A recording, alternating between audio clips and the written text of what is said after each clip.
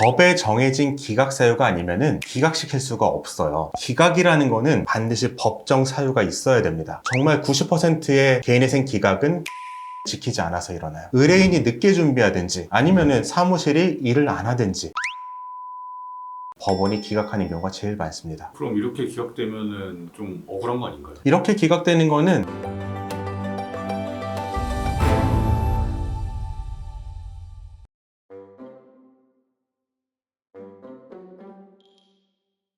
이전 영상에서도 제가 같은 질문을 드렸었는데 네. 개인회생을 상담하는 변호사분들이 워낙 많다 보니까 개인회생을 많이 안 달아본 상태에서 그래서 상담했을 때 이거는 이래서 안 된다, 이래서 기각이다, 이런 상황에서는 개인회생이 안 된다 이런 네. 답변을 받으시는 분들이 요새 되게 많은 것 같아요. 맞아요. 그래서 그런 부분을 좀 이렇게 정리를 한번 딱 떨어지게 해주실 수 있을까요? 이렇게 말씀드려야 될 것 같아요. 법에 정해진 기각 사유가 아니면은 기각시킬 수가 없어요. 회생위원에게 그리고 판사에게 굉장히 재량이 많아요. 가용소득에 대해서도 고무줄처럼 정할 수가 있는데 기각이라는 거는 반드시 법정 사유가 있어야 됩니다. 그런데 많이 물어보시는 것들을 하나하나 제가 말씀을 드리면서 설명을 드릴게요. 첫 번째로 최근 대출이 많은 사람들, 이런 분들이 굉장히 많이 불안해하세요. 아, 내가 최근 대출이 있는데 기각당하는 거 아닙니까? 특히 엉뚱한 거랑 연결을 시켜서 최근 대출이 있고 3번 이자를 안 냈는데 이 상태에서 하면 이의 신청이 들어오고 기각되는 거 아니에요? 라고 여기저기서 들은 거를 이제 붙여서 아, 이거 불리한 것들 여러 개 겹쳐지니까 기각당하는 거 아니냐 물어보세요. 잘못된 전문가가 되네요. 네, 잘못된 전문가가 됩니다. 그래서 아, 기각되는 거 아닙니다 라고 말씀을 드려요. 일단 최근 대출이 있다는 거는 전혀 기각 사유가 아니에요. 법정 기각 사유가 없습니다. 이런 경우는 있어요. 내가 대출을 하자마자 개인회생 신청을 했다. 이런 경우는 개인회생 제도를 남용하려는 의도가 있는 것으로 보여서 기각 사유가 될 수는 있는데 실제로 그렇게 보이는 경우는 제가 봤을 땐 전혀 없습니다. 그 의도는 추측해야 되는 것이기 때문에 걱정 안 하셔도 되고, 두 번째는 도박. 도박은 불법행위잖아요. 그리고 형법으로도 처벌받는 행위예요. 그래서 도박 채무가 많으신 분들은 제가 도박 채무가 많기 때문에 기각당하는 거 아닙니까? 특히 개인회생 하기 며칠 전까지도 도박을 했는데 이것 때문에 법원이 안 좋게 봐서 기각하는 거 아닙니까? 라고 걱정을 하십니다. 마찬가지로 도박은 기각 사유에 없어요. 그래서 기각당하지 않아요. 세 번째로는 주식 투자. 주식 투자로 많은 손실을 보신 분들 역시 도박과 마찬가지로 아, 이거 법원이 안 좋게 보고 기각 사유로 봐서 기각하는 거 아닙니까? 라고 물어보는데 기각 걱정은 하실 필요가 전혀 없습니다. 네 번째는 편파 변제예요. 편파 변제는 구체적으로는 어떤 경우로 나타나냐면 아, 제가 정말 친한 친구한테 빌린 돈 한 3천만 원은 먼저 다른 데서 대출을 받아서 갚고서 개인회생을 들어가고 싶습니다. 이렇게 얘기를 하거든요. 이 부분은 기각 사유예요. 이거는 기각 사유 중에 하나가 채권자 일반의 이익에 적합하지 아니한 경우인데 이때 일반이라는 거는 공통된이라고 해석하면 되거든요. 채권자가 공통되게 이익을 봐야 되는 절차가 개인회생이어야 되는데 특정 채권자만 이익을 보고 직전에 대환을 하기 위해서 돈을 빌려준 업체는 그 채권자는 피해를 보게 되잖아요. 이런 경우는 분명한 기각 사유가 돼요. 그럼 이때는 무조건 기각당하느냐? 사실 그건 아니고요. 법원이 어느 정도 재량을 베풀어줘요. 청산가치에 이것을 더하면은 너가 개인회생을 하게 해줄게. 이것의 법적 근거는 제가 여러 번 말씀드렸지만 어떻게 보면은 파산에 있어서 재량 면책이 있듯이 약간 재량 면책의 개념으로 다가간 걸로 볼 수도 있고요. 또 하나는 부인권을 행사하면은 그 돈을 너가 친구한테 받아서 너가 가지고 있는 것을 청산가치로 보고 그 이상을 모든 채권자에게 나눠줘야 되는데 너가 친구한테 돌려받든 말든 청산가치에만 넣으면은 똑같으니까 내가 개인회생 절차를 진행해줄게 라고 해서 청산가치에 넣으면은 기각 안 시키고 진행이 됩니다. 그 다음은 채권자 누락의 경우예요. 채권자 누락은 어떻게 나타나냐면 이런 분들이에요. 상담을 하시면서 제가 회사 대출이 있는데 회사 대출은 빼놓고 들어가고 싶습니다. 아니면은 가족에게 빌린 돈이 있는데 가족에게 빌린 돈은 빼놓고 들어가고 싶습니다. 이렇게 물어보십니다. 이거는 기각 사유예요. 특히 도박과 회사 대출이 겹쳐 있는 분들이 도박은 기각 사유가 될 거라고 걱정을 하는데 빼놓는 건 기각 사유가 될 거라고 걱정을 안 하세요. 근데 이분들의 생각과는 반대로 도박 자체는 기각 사유가 안 되지만 빼놓는 거는 기각 사유가 돼요. 왜냐하면은 이거는 채권자를 누락하는 거고 앞서 말한 채권자 일반의 이익을 해치는 거예요. 특정 채권자 회사만 이익을 보고 다른 채권자들은 개인회생을 통해 자기의 채권을 채권을 잃게 되잖아요. 그래서 이 경우도 기각사유에 해당합니다. 이 부분은 저희가 절대 하지 말라고 하는데 실제로 했다가 법원에서 발각되는 경우가 있어요. 법원에서 발각되는 이유는 내가 돈을 입금받은 내역이 있잖아요. 이게 뭔지 법원이 물어봅니다. 대답을 못하면은 뭔가 이상하네 보고 이게 대출을 받은 것임을 알게 됐을 때는 채권자 누락됐으니까 변제계획안에 채권자 목록에 넣으시오 라고 말을 하고요. 그런데 이것도 개시결정, 인가결정 받기 전까지만 넣을 수가 있지 그 이후에 넣을 수가 없거든요. 그 이후에 못 넣기 때문에 이게 폐지도 될 수 있고 인가 이후에 면책을 못 받을 수도 있어요. 그래서 채권자 누락은 꼭 조심하셔야 된다. 이거를 말씀드리고 싶어요. 실제로 걱정은 안 하시는데 정말 90%의 개인회생 기각은 보정기간을 지키지 않아서 일어나요. 보정기간을 지키지 않는다는 것은 법원이 보정명령을 내리고 14일 이내에 보정서를 내시오라고 하는데 필요한 서류를 의뢰인이 준비해서 사무실에 줘야지 사무실이 이것을 쓰는데 의뢰인이 늦게 준비하든지 아니면은 사무실이 일을 안 하든지 서류를 제때 내지 않아서 법원이 기각하는 경우가 제일 많습니다. 그럼 이렇게 기각되면은 좀 억울한 거 아닌가요? 이렇게 기각되는 거는 뒤늦게라도 내가 보정에 따른 보정서를 준비해서 제출하면서 즉시 항고를 하게 되면은 다시 기각 결정을 취소하고 다시 개인회생 절차로 돌려놓기 때문에 약간의 비용이 더 들어갈 수는 있지만 큰